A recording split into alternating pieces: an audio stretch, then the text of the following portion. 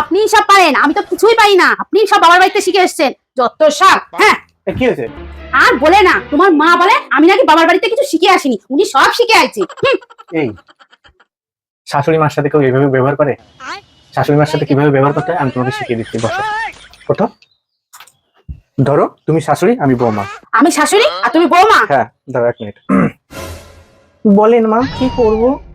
বৌমা, তোমার মাথায় ঘুমটা কই? হ্যাঁ বলেন। ঘুমটা এইভাবে দেয়, ঘুমটা এইভাবে দেয়।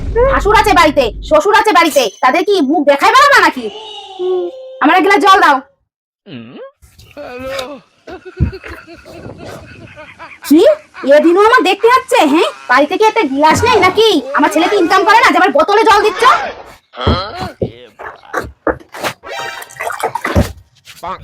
তাহলে দেখেছো, পাশে গিলাস আছে, গিলাসে না দিয়ে আমার বোতলে দিচ্ছে জল।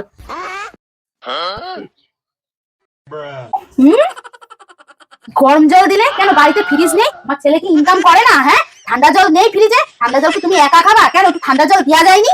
যত সব বাবার বাড়ির লোকেরা আসলে পরে ফ্রিজে ঠান্ডা জল দাও, কেন আমার একটু কি দেওয়া যায় না? আমার ছেলে মনে হচ্ছে টাকাই ইনকাম করে না, যত সব। ধরো। ধুর, কেন? কোনো বৌমা টৌমা আমি হতে পারবো না, ও বিশাল ব্যাপার। আমি একটু কি হাঁপাই গেছি। কেন বৌমা হওয়ার সব মিটে গেল? খুব তো বলছিলে যে শাশুড়ির সাথে কেমন ব্যবহার করতে হয়, দাঁড়াও আমি তোমাদের শিখাচ্ছি। কেন 5 মিনিটও হজম করতে পারলে না তো বৌমা হওয়া, আবার বৌমা হবে? বিশাল টাফ ব্যাপার, হেভি রিস্কের কাজ। আমি পারবো না বাবা, আমি ওর ছেলেই ঠিক আছে। তুমি সামলাও তোমার শাশুড়িকে। হ্যাঁ, বৌমা হওয়া জ্বালা আছে, বুঝেছো? বৌমা হওয়ার জ্বালা আছে। বৌমা হতে 5 মিনিট হজম করতে পারলে না, আবার বৌমা হতে আইছে।